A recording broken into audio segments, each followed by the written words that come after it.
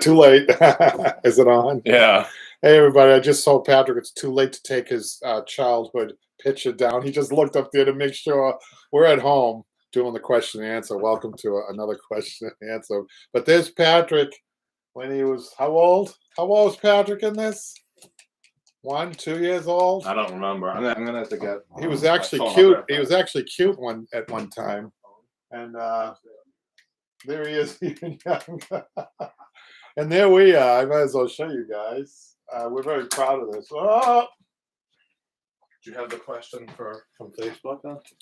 This is when we won Best of Boston in 2018, and Patrick and I we attended the gatherings. And it was really nice. It was really quite an honor, and we're still using it 5 years later, Patrick. Yeah.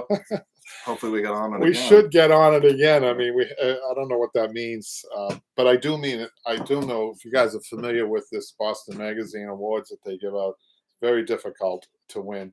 People would say to me, "Oh, well, how hard could it win Best of Boston? How many upholsterers could there be?" You know, because people are always wanting to down. You know, I said, "Well, there are 223 upholsterers in the Greater Boston area." Well, I mean, you know, they must hand that out. I said, no. You know, they say, how much did you pay for it? You don't pay for it. What they do is they vet you. They have judges. They vet you. They call you. They pretend like they're a customer. They want to see what your customer service is like. They want to see this criteria. And then when they pick a potential winner, they have to go before some judges and to run it by them too. So there's a vetting process that's extensive, and then you win Best of Boston. And in Boston, the Boston Magazine is a big deal. So we were very proud of that, and we will use that as long as we can. But so as usual, thank you for joining me and welcome. And if you're first time on the Facebook, I mean on the show. What we do is we try to answer questions. So if you have questions about upholstery, especially if you're taking the online classes, I would be happy to do that. Are you going to ask me the questions as usual, Patrick, or am I going to see them come up myself? Yeah, you can see them now. So this was like when you did this before, remember? Well, Jackie Wood says congratulations on Best of Boston from 2018. Yes, and here's the phone has the... Yeah, I'll get to that in a minute, but I have an interesting story to tell. Something happened today. I like to tell stories, Patrick. Sometimes those stories he doesn't like to hear, but today, so I'm celebrating this year, 2023, is sort of a 100th anniversary of upholstery. Now, I'm not 100 years old, but I worked in a shop. One of my first mentors was a man named Montague Rubenstein. He was a great guy. He was from Newton, Massachusetts, and this is where I started in 1976. I can't believe it's been that long, but he owned a shop in Newton from 1923.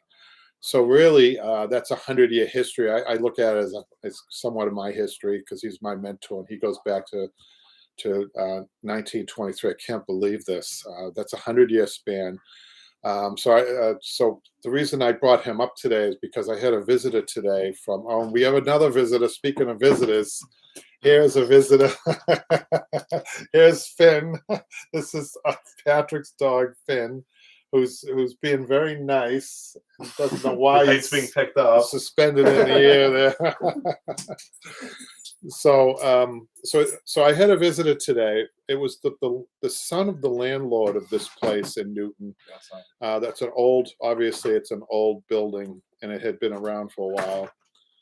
Randy says, good to hear that someone is best of something, right? In Milwaukee, he's often into popularity contests, the local magazine voting online. Yeah, you know, it's an honor. I guess any honor is good, but this one here, because I knew how difficult it was, we really earned it. I think that year. And Jackie says, "Hi, Finn."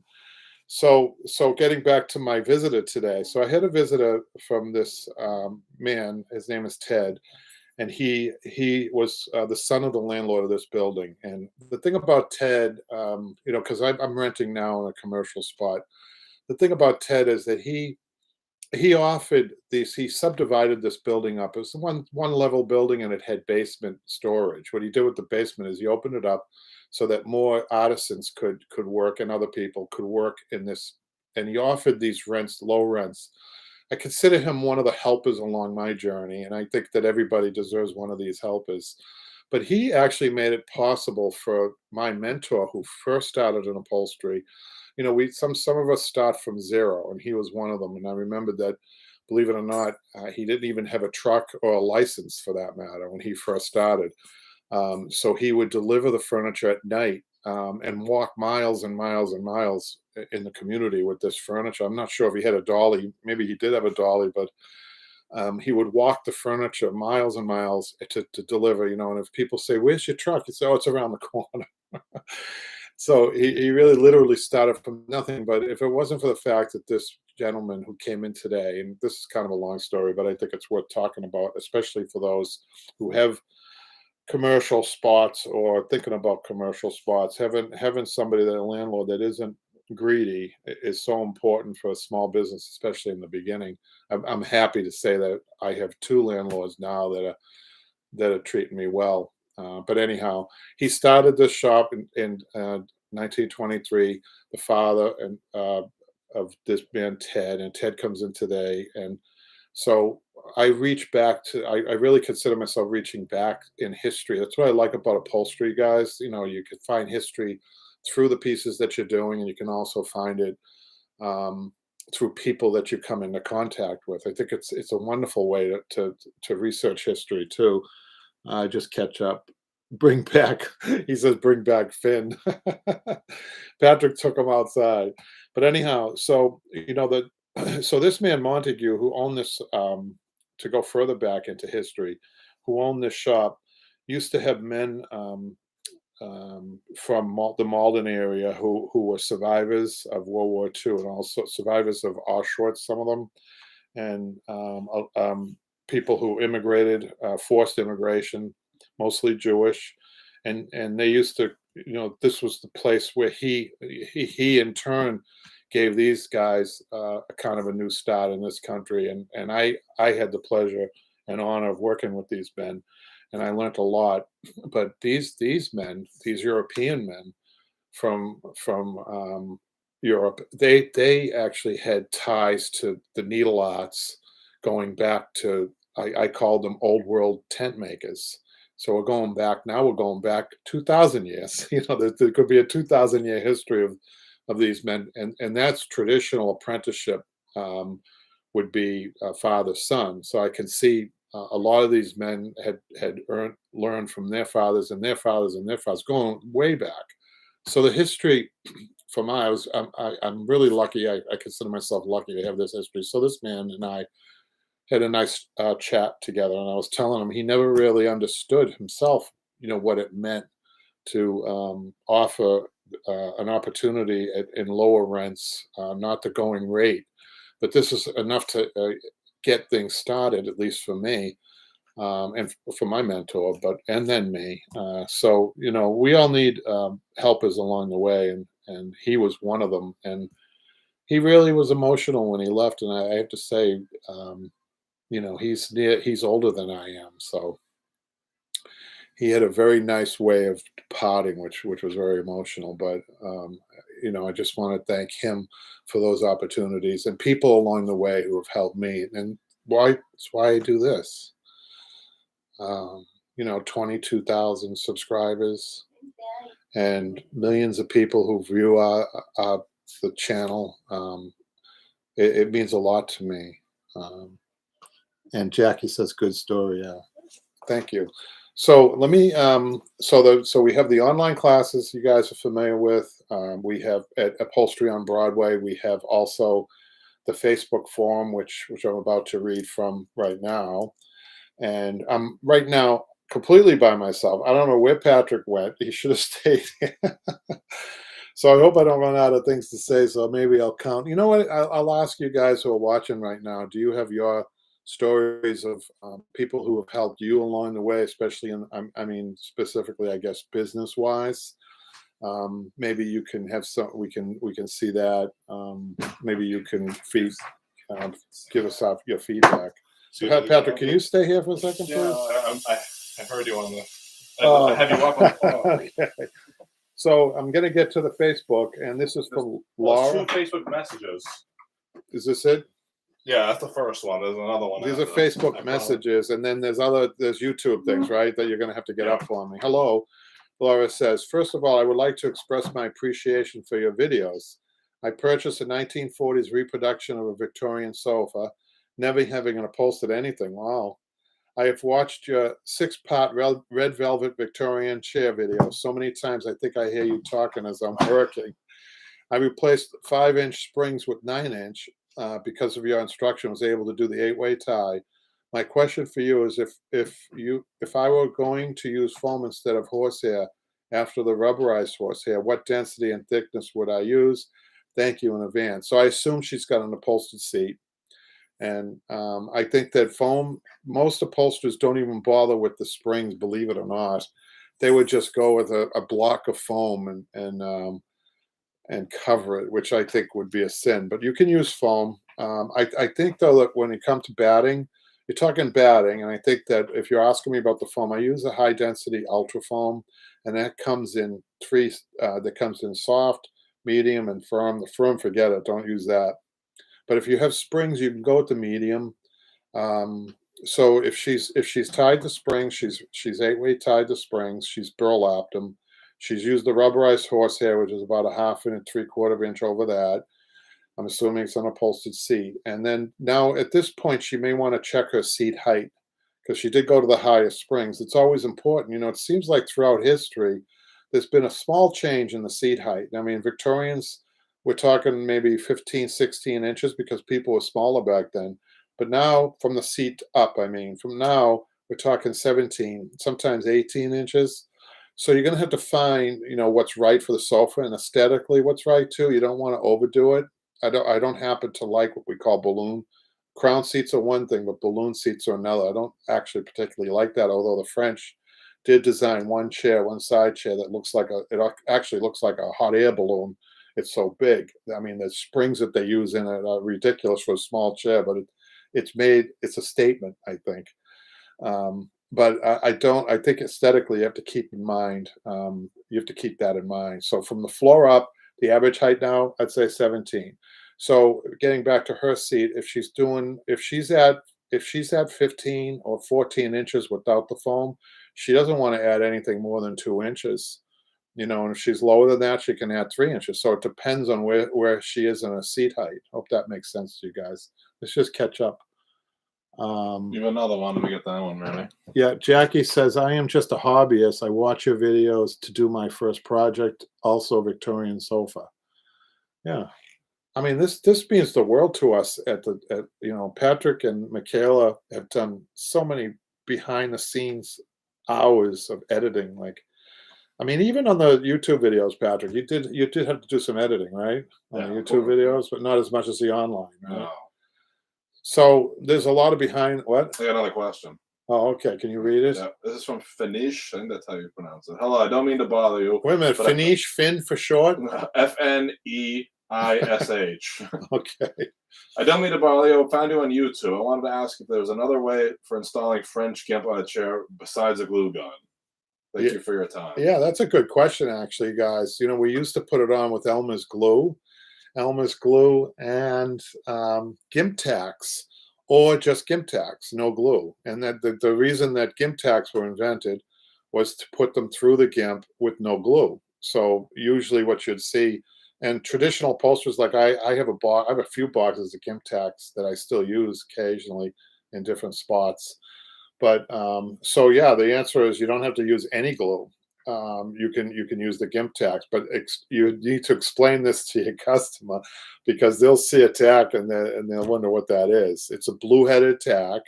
It's small. It's like the brad head of a brad size, but it is domed. If I tell my customers, "Would you like me to do it a traditional way?" They'll say, "Sure." It's not any more difficult, I don't think. And the only thing about that is you have to miter your gimp on the corners. If you guys have watched some of the trim videos we've done, right, Patrick? Yeah. So some of the scroll gimp is really easy to corner out. You don't even have to miter it. But on really antique French gimp, which I think you would be using with the gimp tacks, you have to miter the corners and then drive a gimp tack through the miter. Do you understand? So that's a real, like if you're doing museum quality piece, like Victorian pieces, that's what you would do. Let's catch up. Randy says, I was taught using Arlene's glue for the gimp. Arlene's, I'm not sure what you mean. I can't read this whole thing, Patrick, because it cuts out. I don't know What why. are you talking about? Well, I'm trying to Oh, read you the scroll down. Look, see? No, I mean I can't read all of the. Oh, that's because this is over. Oh, there you go. There. So Jackie, let me just catch up. Jackie says, now doing a chair and the staples are hip to hip and the wood's so hard. Any tricks to get the staples out easier? You know, Jackie, sometimes I keep the staples in depending on, I have a couple of, I have dining room chairs now, 8 of them, that has a very small wood line to staple into, and it's been done like 3 or 4 times. I'm going to have trouble with this one because I had to take a lot of the staples out. They're really hard to take out. So sometimes you have to pay the fiddler, as they say. In this case, I didn't know that they had been upholstered so many times. I'm going to spend a lot of time stripping them. However, I have a wing chair that I just stripped today, which took me 5 minutes, 5 to 10 minutes to strip the entire wing chair because it was all done with the old method with tacks and stitching. It was unbelievable. It was a great pleasure. So I kind of, I guess the universe kind of balances out maybe a little bit that way. I tell my students that if they're digging at the staples to try to get them out, that maybe not a good idea. In other words, if you're doing more damage trying to get them out, but the tricks, I wish there was a magnet that we could buy that go along and just take them right out. Wow. That's a dream of upholsterers. But an awl sometimes is the best. Don't use your regulator, although you'd be tempted to use your regulator. The tack removers, that we have, that works. And a mallet, a lot of people forget to use the mallet. They're only using don't ever use the hand tool by itself. Use it with the mallet, and it's a tapping motion. I spent some time teaching people, beginners, how to use the tools, and we have video on that, don't we, Patrick? The tool usage. Yeah, we have. I think we did a video for each tool. We did. Oh. So you guys can reference that if you want. Now, Randy says about the glue, I was taught using Arlene's tacky glue to put on GIMP. I'm not sure what that is. HS says, now I'm doing the dining chairs I got for free, the look vintage. Nice. Oh, Arlene is a brand name. And Randy says, just a pricing question. What would you have charged for the shell back chair that Jimmy did as in class? About $1,100, Randy. And Jackie says, thanks, I will do that. I saw your tool video. She actually saw the tool video, Patrick. I think we did that a few years ago too, didn't we? Not that long ago. See, the nice thing about our videos is that they're timeless, right? Most of them. Yeah, this is the pricing. Except the pricing. Yeah, videos. That's the only one that. But we always put a disclaimer in there. If you're watching this 10 years down the road, remember. Yeah, we should go back and see how much better the prices were when we were talking about that. Better or worse, who knows? Did you have another question there, Patrick? Oh, do you want to do the previous? Didn't you have another question there on the Facebook, or was that it? That's it for the Facebook Messenger, not for the forum. There's a lot of stuff on the forum. Oh, you better get. Let's start with the YouTube comments. I'll read this one. So this is Tracy again. 1816's English Victorian. Huge storm blew over my sofa and cracked the arms. Jeez. I love these. I was actually almost done. All I have left is a trim. Posted in the Facebook pictures and the repairs. So, love y'all. Is she doing work outside? Since she mentioned she posted, let's go try to find them. Is she doing work? That's a tree went through the the house or something. Well, we always tease Jim. We used to tease Jimmy. We gotta get Jimmy back on these, by the way. We used to. It looks like she's on a farm, which is she's got. Oh, cool. Looks like she's got like a UTV, and it has the sofa behind it on a trailer. Wow. Yeah, look at that. It's like extreme. It's like extreme upholstering. We tease Jimmy about that. Show the people that. There it is. Oh, that's a shame. Look at you guys. What a shame. Now, did she have this finished? I wasn't really listening. Was that finished or was that before? She's got it on a trailer. Before or after? Wow. Wow. Well, there's a tradition of farm furniture. You guys, there's a big tradition. She's on a farm. She's carrying on a really old tradition I can tell a piece that was made on a farm. Now, remember that she's referring to the 1860 Victorian chair, Patrick? Yeah, that's what that is. That is a farm piece. Oh, of so here we furniture. go. There's more information. A used tornado. Like Wow! storm. Holy So cow! I don't have the proper shop, and this was the first project for my daughter's wedding. Wow. Fixed it as good as I could. Hope when I'm finished, hope it works hope it works good. Enough for the pictures. More pictures when I'm finished. What's her name?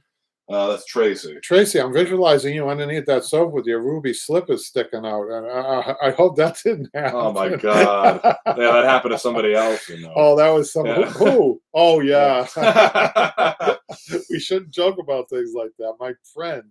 What do you mean? Oh yeah, that's what he was wearing. Slippers. My friend had a sofa recently. This is within the last 6 crushed. months. He had a sofa fall on him.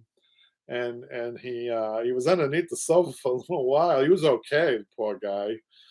But yeah, maybe he shouldn't have been wearing slippers delivering a sofa. Yeah, I think that was on a trailer. So I think she was good. I don't think she got crushed. So she's okay. Yeah. The furniture not so okay, but that's an interesting story. So the next one's from Janine. She mentioned something about Well, we should tell Janine. I'll people- check this out because I don't know why the chat isn't showing up after the thing. That's really weird. I'll check that out. But she also says, "What about a GoPro on each student so we can see a constant stream of them working on individual project from the That's a top down good view?" idea, Patrick. They'll say you have to get everybody to be willing to wear a GoPro. They would though, but isn't that? Remember Malcolm's on here now. We were talking about that last week. So yeah, this is about filming classes. How yeah. hard it was. We were thinking about for action packed, and you get a lot of information because there's 6 people. They all have different projects. They're all at different stages of their project. They're all different personalities. I had one girl who was so excited about something I did. I showed what do they call it, a hack? What do you want to call it, a hack? I just happened to know it was invisible, but I hacked a top of an arm. Remember that, Patrick? I was talking about that. Yeah. And she was so excited, she started clapping and dancing around the shop. Yeah. See, would she want that on camera? I think that you get people good sports, Patrick. I think it would be fun, but I think the GoPro is a good idea. I think that's the way to do it. Yeah. I know the production, Malcolm, wouldn't be as good, but speaking of Malcolm, Malcolm's the expert on this stuff. he's actually weighing in on something else. I Can I think. finish a couple more? Yeah, we're busy We'll get here, through them. Patrick. Okay. We have a lot of on the here. Jeannie says, "Excellent instructions. Thank you so much. That was on how to cut fabric around posts." Jose says, "I usually don't make comments, but this tutorial, the 8-way tie, was very inspiring. Thank you so much, good sir. Oh, good. You have a lot of knowledge and skill. Also know how to properly describe a procedure and make it interesting." Thank you, Jose. Thank you, Jose. But before we go on to more comments, I just want to tell a little story about the 8-way tie video. One of the first ones we did, right? I got a very, very nice comment from an owner of a shop in England. And they had a man who was struggling with addiction. And he really wanted to work. He really wanted to straighten his life out. You got a lot of questions. He really wanted to straighten his life out. So what the owner of the shop said to him, he says, look in this video. If you can learn how to tie springs, I'll hire you. So he went on there, Patrick, and he went on the videos. He became an expert 8-way tire, and the last I heard, he was doing quite well. Wow, that's awesome. How about that, huh, That is Patrick? awesome. That's the way to make a difference in the world, right there. And I don't take a lot of credit. I have the skill of the upholstery, but really, and Malcolm understands this because he's in production. Patrick has done an extremely good job at presenting, especially the online classes. And I can't say enough about that. Without him, you guys, I wouldn't be here if it wasn't. I mean, doing videos, I wouldn't be here. I'd still be in a shop. You know, I'd be in another 25 years. I'd be gone, and all that wonderful history and all that wonderful knowledge would be gone. But we're going to preserve the knowledge and hopefully help people in the future, which we're already doing. Somebody wants to know what this is in the background of this video. What is it? And I'll show everybody else. Oh, that's like Willy Wonka's. Do you remember what that is, though? Let me see it. I was trying to make something up, but I couldn't. Something in the back of this video. That chair or sofa. Oh, that's a Hans Wagner. That's a everybody. Danish. That's a I don't know if they Danish. can see this. That's a very expensive Danish Somebody furniture. asked what that. Let me go Very, back to- very, very rare and expensive. Somebody else commented. I thought it looked like a Frederick A. Kaiser. Frederick A. Kaiser. I'm not sure what that is. So yeah, it's a Oh, no, I think it's a Hans Ragnar. okay. Pretty sure. Slipcover tips joining a covered welt. That's such a tip-top tapering and cording when joining the piping. When you join the piping. Say that again. That's such a top tip. Top tip. Top tip. Okay. Tapering. The Tapering. cord. I think they were complimenting. Was that Bernice's? No, that was you, I think. Oh, okay. Slipcover tips joining a covered welt. Okay. That's it for you two. We better catch up on this because there's a lot. Let me just get you on ready to start. So from here on is all the submissions. Actually, from here on. Do you want to read these, Patrick? I'm going to give you this first. Do you want to take that over and read them? That, then have that. You're Okay. all set. Let me know if you need help. Don't go away. I know, I'm going to be right there. So Malcolm is weighing in, and he says, quoting hours to do a job would make the video timeless. Just multiply your current shop time. Did you hear that, Patrick? Malcolm's a genius. Did you hear that, Pat? So instead of committing to a dollar amount, the hour amount, that's brilliant. That is brilliant. Yeah, we should switch to that. And HF says, while I was removing the seat foam, I found fabric pieces that are used as a filler. Is that normal? You know, it's interesting. Brings to mind farm pieces. You know, a lot of times on the farm, they would use anything that was handy. Hay. I have an unbelievable story about finding quilt. There was an ottoman that we did in class. It was really interesting, and one of the girls was taking the top fabric off, and all of a sudden, it was about a 20 by 20 inch ottoman. It was really weird how it was piled way up. There were pieces, individual pieces of antique, old, probably some of them were 200 years old, we found out. Pieces of quilt that were used to fill the ottoman, and we really had a fun time with that, taking them apart and looking at all the designs throughout history. That was really cool. So I think that it depends on the resources available, and it sounds like to me, you might have a farm piece if you're finding these fillers. So keep in mind when they say filler, it's batting. It's batting. Batting can cover everything from kapok to down to feather to foam to cotton to hay to Jimmy's favorite horsehair, or coconut fiber actually is his favorite. But the list goes on and on. And yeah, it does include fabric pieces, quilt pieces, nightgowns. I won't get into that story. That'll be for another time. Nightgowns, inside furniture, et cetera, et cetera. Anything that might work at the time. Malcolm says editing multiple streams of synchronized video is a bit complicated. So that's interesting. So Malcolm, maybe I have to pass that on to Patrick. But maybe it would be done with the understanding that it would be, maybe I should have the GoPro. Maybe the only person that has a GoPro would be me. Wouldn't that make more sense? Malcolm says, one of the most valuable things about YouTube is this type of programming. Though finding something of real quality is like a grain of sand on a beach, you have managed to do it. Thank you, Malcolm. That is a compliment coming from somebody that's in production. I can tell you that right now. You know, and I want to say something. When my friend who came to visit me, who offered these low-cost rents, commercial rents, I was reminding him of a story back 30, 40 years ago.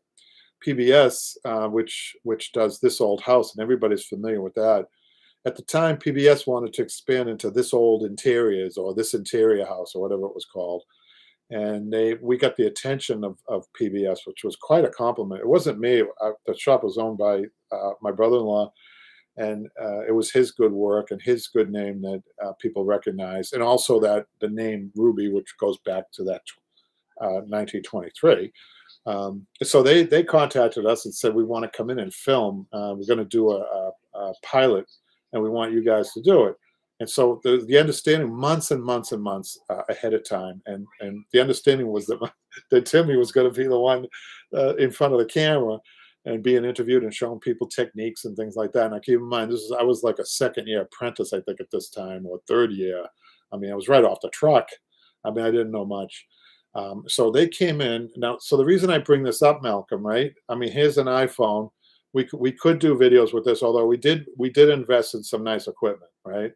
But you still, in the beginning, that's what we were using. Look at that, just a small little iPhone. Well, did you know, they came in, and Malcolm probably knows this. They came in with 3 cameras, big cameras. They came in with the man, which included the booms and everything else, and the microphones that you wear. A director, an assistant director, the hostess, and a few other assorted people in the crowd. Lighting and everything. It was crazy. And so you got to imagine this. This is like a set, like a from Seinfeld or something. One of those, a big set. It was all set up.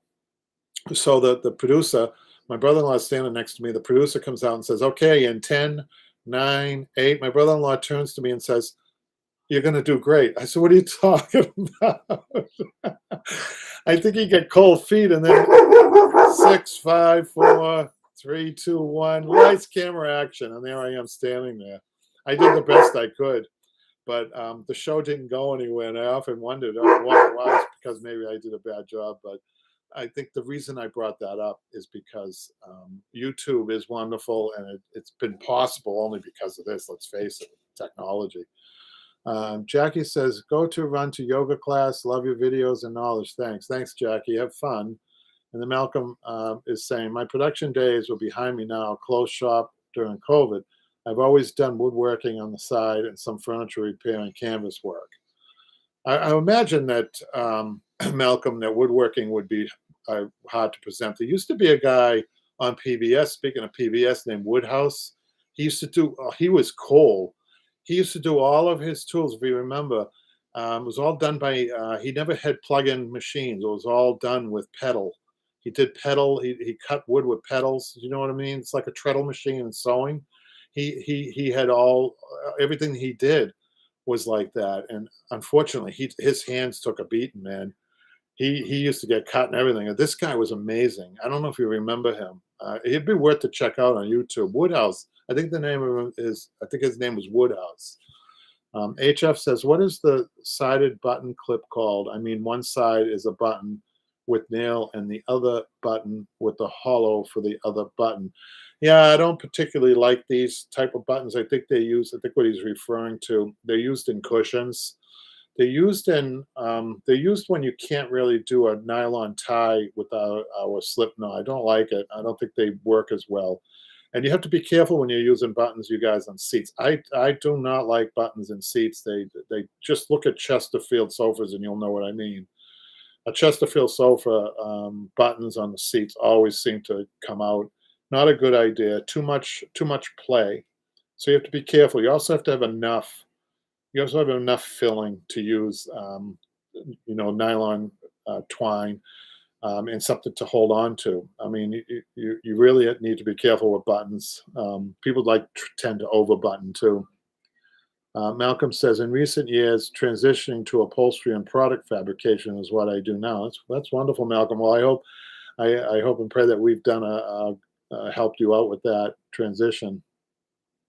He says there were a couple of programs on hand tools.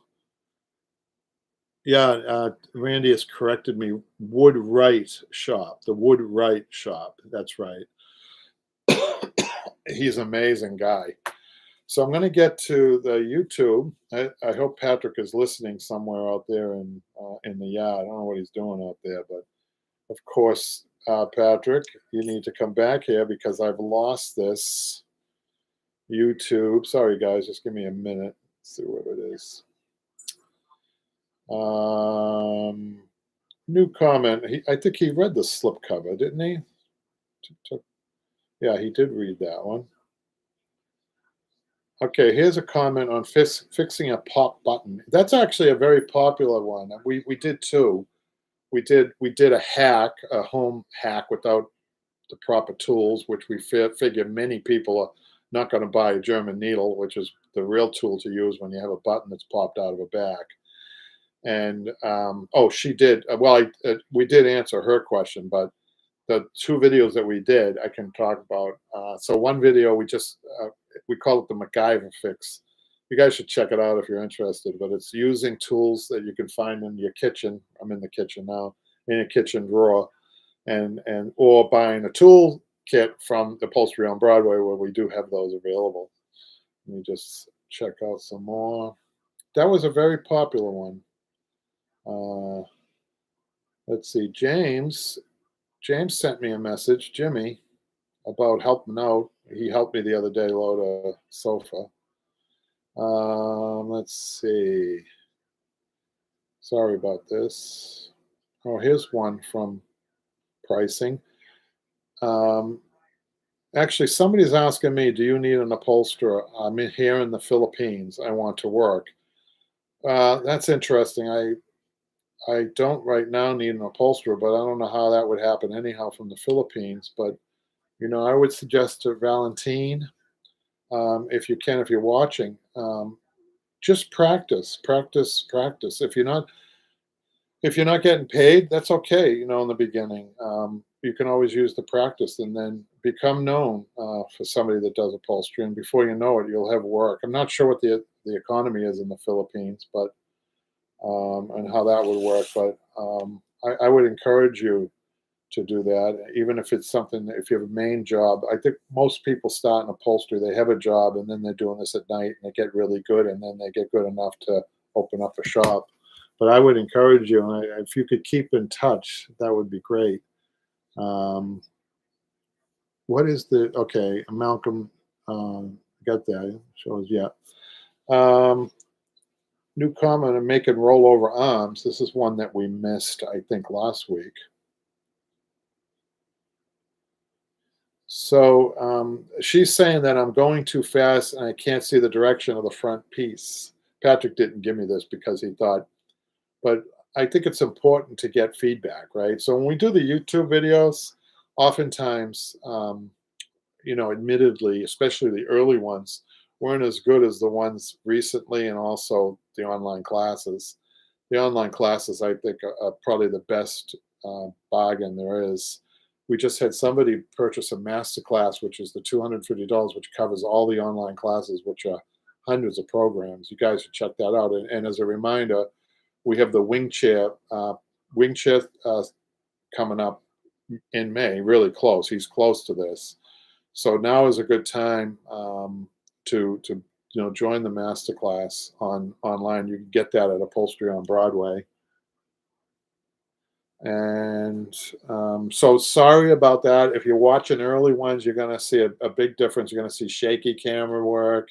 You may see some of the early ones were kind of goofy because Patrick was younger, and we're kind of we didn't know where the channel was going to go, and we've not taken any video down. And a couple of them I kind of regret doing because they were so goofy. And the reason I say that is because um, we had a comment, a call from a person who early on who was using our videos to supplement her income for her young family. She was a single mother, and I said to Patrick at that point, I says, "No, we need to get more serious with this. If people are relying on us, we're going to stop the goofy stuff." We did things like we had strings attached to a mountain of cushions, and I pulled the string, and the cushions fall on me, and things like that.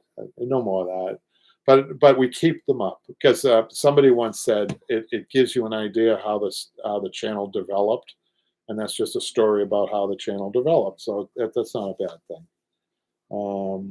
Making a rollover arm.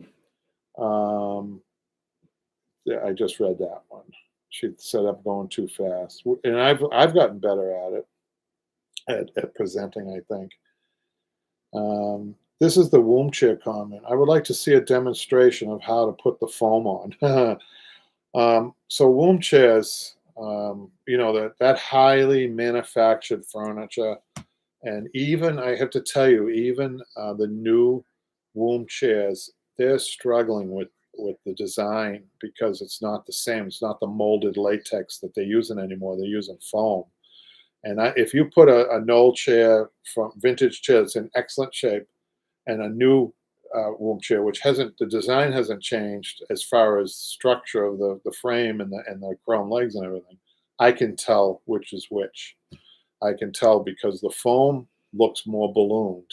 Now, most people, can they tell? I don't think so. But so this presents a real problem for upholsterers. Even the new womb chairs, it presents a problem. The latex was a wonder material when it came out. I think Frank Lloyd Wright made it famous when it came out because you could mold it. you could mold it.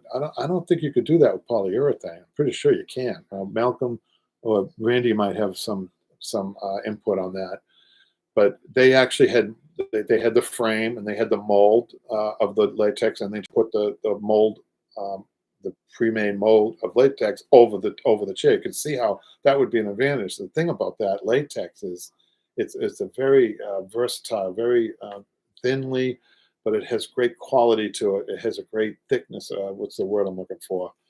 Um, it has that nature to it that is thin and it's of substance at the same time, and that's perfect for mid-century furniture.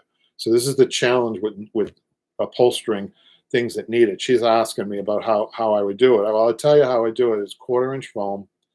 I would take it, and a lot of people don't want to use glue these days, especially people in that furniture, mid-century furniture, seems to be people who are concerned about the environment and all that.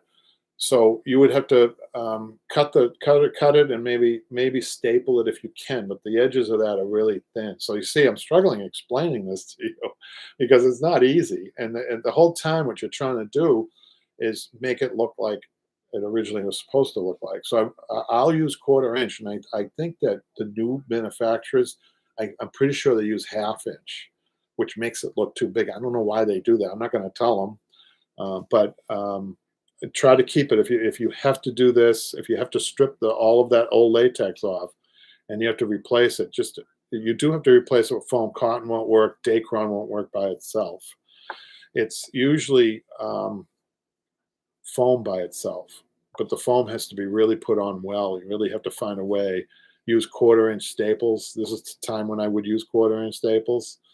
Um, Malcolm says it takes so. Malcolm says it takes a long time to get good at a new trade. Filmmaking is no exception. I really have found when I watch, um, I can't believe the hours of editing that Patrick and Michaela do, and it's and he does. He's sitting there doing it. I think for every hour of production, he's at least an hour of editing. So that just gives you an idea. So if you're watching a series with Jimmy, and it's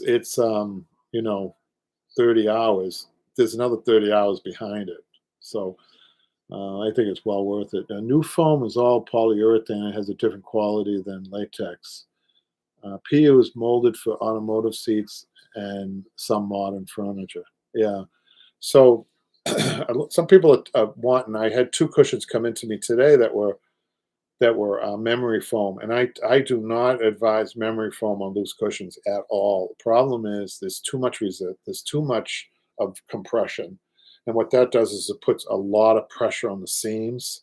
So memory foam is, I think, good on bedding, but not on upholstered cushions. And I'm not so sure how. I'm not so sure about like over upholstered arms and things like that either, because I think it would put unnecessary wear on any fabric. So you really have to be careful. Getting back to that other question about batting, although they didn't refer to it as batting, referred to it as filling. But batting is tricky. It's like batting is like I talked about this using the different combinations of batting. Techniques are one thing. Eight-way tie technique, for instance, is one thing. Putting burlap on as a technique is another thing.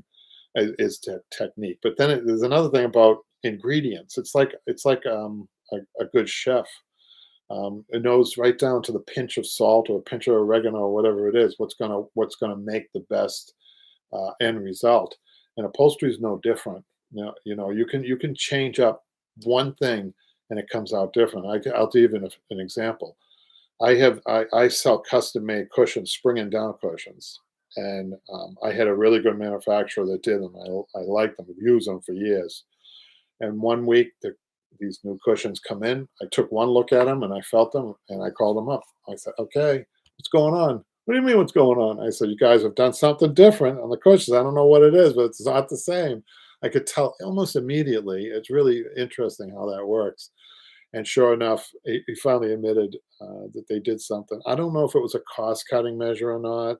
It could have been, but the next batch I got, they were back.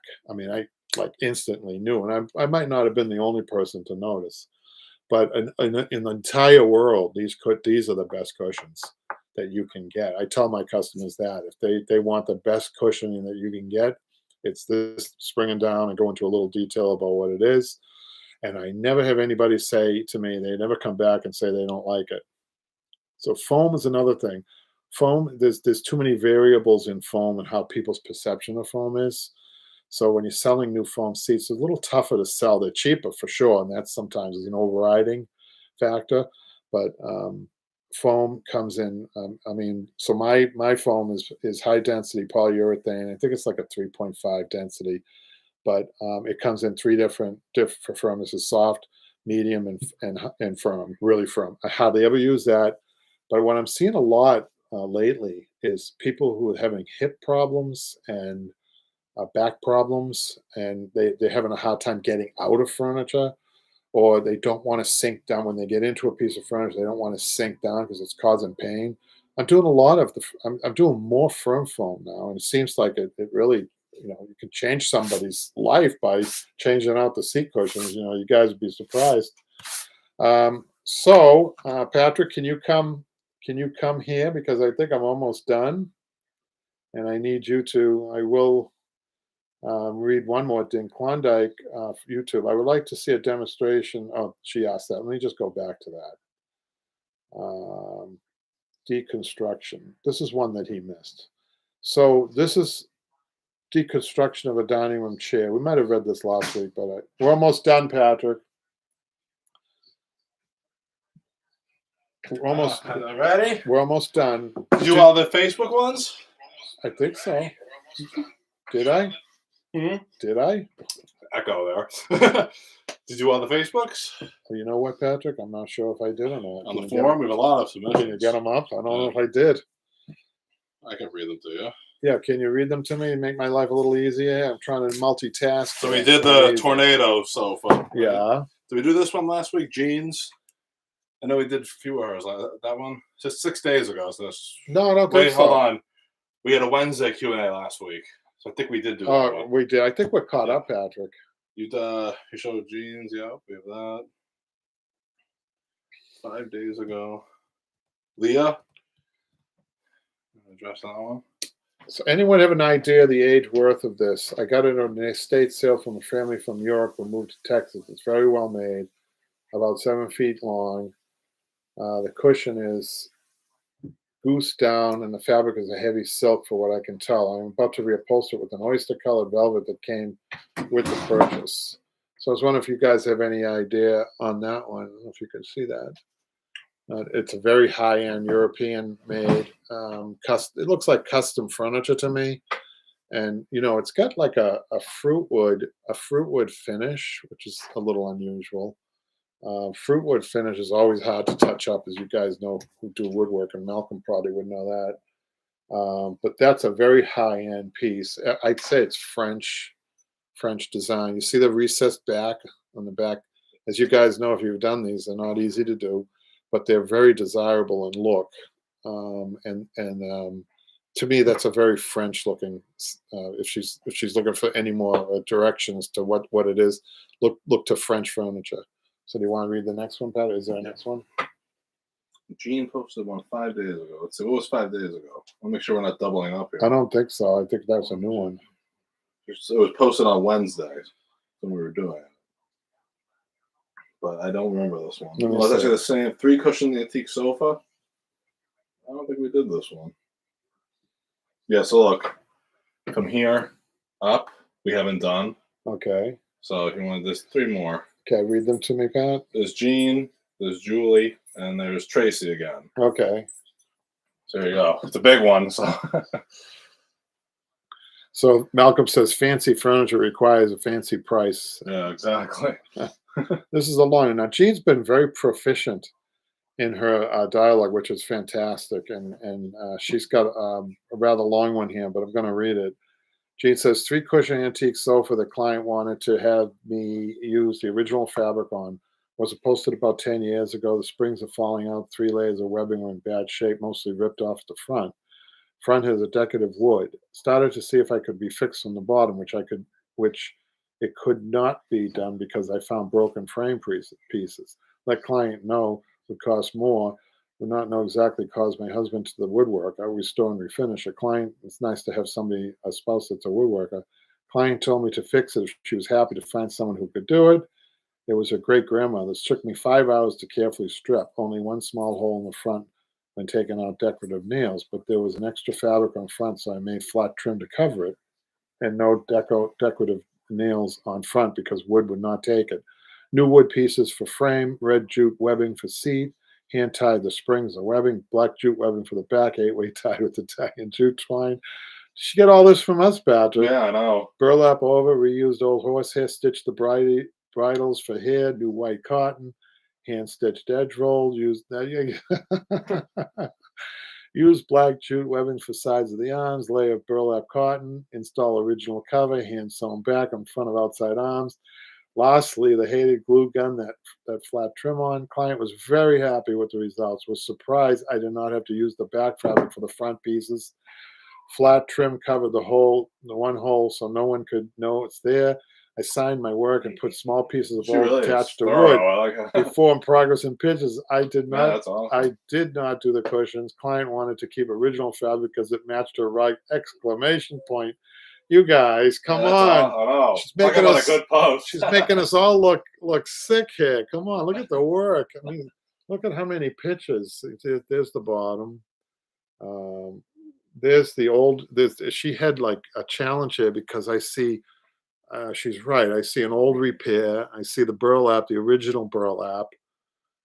She had to pay the price for this one. So sometimes you get caught, right? But at least she had a client that was willing to accept it, and she went back to the client and said, she wanted to get a little bit more money, of course, because she Yeah. had to go right. She had to. There's so much different work than going from the bottom. But I mean, you could see the work she did. Look at this, you guys. Isn't that amazing? She's good. Look at this. Pretty good, huh? She got all that from us, Patrick. It's crazy. About that, huh? So she got that from the old world mentors that I had. We're going back tent makers, you guys. Tent makers, right? I like that they used to call us needle artists. I think when we feature something like jeans, you can see why. Look at all the needlework in this. Are you kidding me? And you're talking different size curved needles. You're talking regulators. I'm boring Patrick to death. I know. No, You're talking. I was picking up a bunch of rocks outside. You're talking Awesome. 12-inch needles, 14-inch needles, button needles. So you got button needles, you got upholstery pins, you got regular pins. So no wonder why they called us needle artists. We still got a few more. And you're going to read another one. Wow. Thank you for coming in, Patrick, because I missed all those. Julie's next. Okay. Julie Doyle, I think she's new, isn't she? I'm not sure. I've had a request to change springs and add stuffing the cushions in the style of Powell Knoll leather wingback chair. Wow, that's a nice chair. Let me just show the chair first, you guys. Look at that. Nice, huh? Look at the finish on the legs on that, you guys. You see the finish? I've never seen a finish quite like that. You see that, Patrick? Look at the finish on the legs. No, leather. Isn't that too. cool? She says, I've had a request to change springs and add stuffing to the cushions on this style of Parker Knoll leather wingback. I guess the cushions are sprung. Would I just add a layer of cotton? She's getting into something that I wouldn't even do. Spring wise, they are tension springs. I'm assuming you buy replacement the correct size and then just clip it on. I wish it was that easy. I'm not sure how to tell if the tension springs need replacing. I think she's talking about an interior cushion that's sprung. Now, in the old days, we used to use spring and cotton. Really, when I say cotton, I mean a lot of cotton. I mean, you have a spring unit for a 4-inch cushion that might be 2.5 inches or 3 inches. And then the cotton that's put around that is layered, like layer of cotton, probably 4 or 5 layers of cotton. And then we used to have a machine that used to fill it, that could compress all this, and then you put the cushion cover over it. Now you cannot do a cushion spring without that machine, and I don't know where to get these machines. I don't have one now. I use So we don't use cotton anymore new. These are custom made cushions. I don't even do them. I could do them, but getting back to what I said before, um, they're really hard to get just right. And the people that do this have a tension. They use tension with this, right? To get it, you need to get the cushion tight. You can't have a loose cushion. You can't have a loose cushion going inside your cover. I don't know if you're following me, but it's like that fine recipe that I just talked about. So she needs to find a custom cushion maker. She can't do this herself. I wouldn't advise her to do it herself. No. Randy, I don't know if Randy tries to do this. If you want to try to do it, it's called a Marshall unit. You can buy them oversized and then cut them down and then cover them with. You can even make yourself down proof, down, wrap it down and envelope it down with the boxing on it. But before you do that, you need a series of cotton and small amounts of foam to take the edge, as they say, off the spring. But there's definitely ingredients here that need to be used to ultimately make it fit too. You have to concern about making it fit. So I hope that answers your question, but I'm not sure if I would even go near this one to make it myself. Jean, we read Jean's. Is there another one in here, Patrick? Yep. Is that it? One more. Can you find it? Tracy. Here you go. Oh, Jean's here. I finally got on live. Hi, Jean. We're just reading you. Wonderful. Keep them coming. We are the Broadway Upholstery. Keep in mind, too, you're helping people on there. We have 400 people on that, Patrick? Yeah, more. Almost Can you five. believe we almost have 500 upholsterers at different levels who, believe me, when they read something like what you posted, Gene, we really appreciate you taking the time to do that because you're helping other people in the out there in the upholstery world. Many of us are by ourselves, working somewhere out of our basement or our front room or whatever. So it's important to have that connection. Randy said, never figured out how they got the cotton in those cushions packed so tight. So what Randy is referring to are those old spring cushions that they did. I have a feeling, Randy, that they actually that cotton is so tight before it goes in the cushion. They must have some type of press that they use. Um, Now the machine that I'm talking about does provide. It's somewhat like a press. It had two metal lids that came up, and there was a bar that went across, right? And then it had a paddle on the bottom, and then a lever this way. You put the cushion in, you close it up. I mean, I'm talking about the interior, the spring and cotton cushion. You close it up, you put the cushion over the end, and then you crank it. You crank it closed, and then there's a pedal. Now, this is a chiropractor's dream because I don't know how many times I pulled my back out, and I was a young back at the time. You take the pedal. You imagine this, Patrick. A young back. Can you imagine this with the pedal, and you're trying to hold a cushion, and you're bending over like this? It really is a nightmare. It really is. And then I don't think that's enough though to compress that cotton. That's the secret to these really high-end cushions. And I don't know the secret that the manufacturer uses to do this. Only one that I know of can do it well, but it has something to do with the compression. Um, because I could take these cushions when they come to me. I don't need that machine. I can fill them myself. So that means that the compression is within the downproof ticking that they use. It's really interesting, and they've got the market cornered on that. Gene says one woman show willing to um, something. And he says tech school by us has two of those style cushion stuffers. Really? No kidding. I haven't seen one in probably 40 years. Malcolm says some techniques are for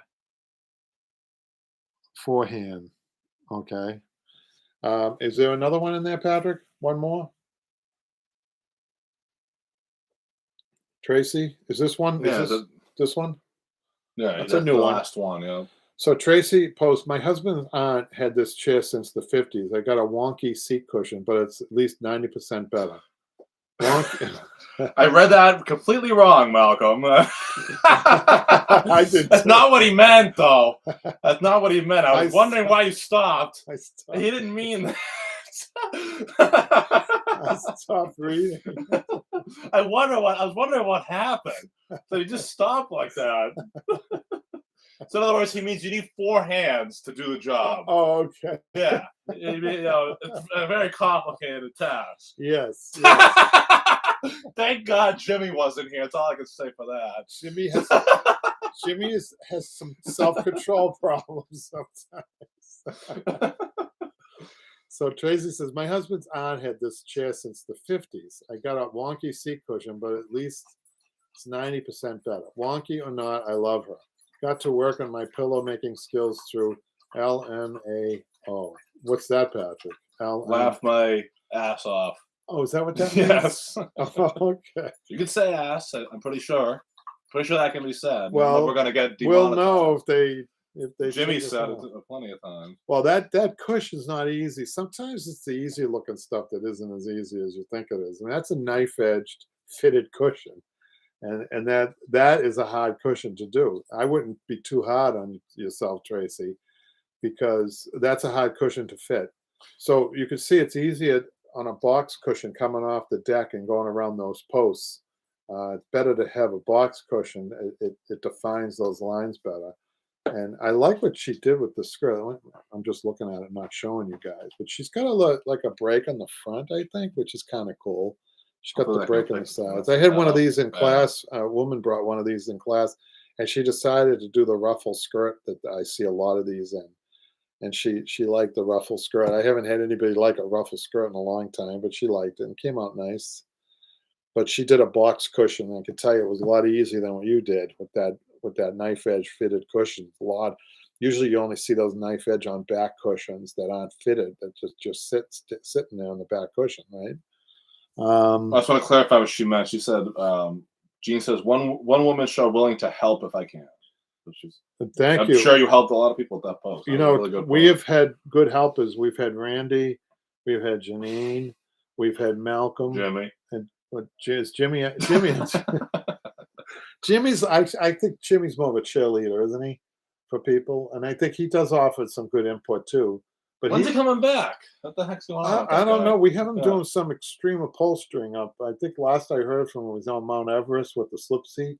Well, he's not here because we're in the middle of classes. Yeah. So he'll be back. He'll be back. I just saw him the other day. He helped me out with something. He's a good sport. He's always been there, man, for us. I'm glad he's allowed to leave the house.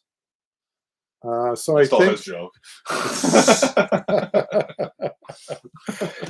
I always liked the idea of Jimmy for, I always liked that when we were filming down in Arlington and before Patrick and Jimmy and everybody came, there was that big dog out front. Here we go again. His tail was wagging and hitting the door. It sounded like somebody's at the door, and I went, hello, and I looked, and there's this big dog out there. I think Jimmy got scared. Did he run out the back door? No, and when we were filming, we used to have the shade. Remember the shade we used to draw, and you used to have the sign filming in progress. Yeah, we don't have to worry about any of that anymore. And then while we were in there filming, Jimmy was talking, and then we heard that noise again, like that. And I said, and just looked over. Jimmy said to me, I think that's one of my favorites. I went over and opened the door. There's the dog. Have a good dinner, Randy. Randy's leaving. All right, Randy. Well, we're signing off before things get out of control. Well, thanks a lot, you guys. I know we don't always talk 100% upholstery. Actually, people could comment if they like. Many people might like this format because you're able to look at the questions this way and answer them right instead of having me to. They have to wait, and then they have to. I don't know. It's a little bit. People think if they like this format. Well, not saying we're going to abandon the other one. For me, it's a little bit more distracting. I can't always pay attention to what I'm saying, and people probably know. By the way, everybody else does it like this, What? What's the other channels? They what? They do it like this, where they can answer stuff as they go. All right. But I see what people think. Sounds good. So hold on. Randy says, Malcolm says bye and good talk. Thanks, Malcolm. Hey, thanks for your input. Really appreciate it. Thank you. Thank you, everyone. We'll see you later. See you next week.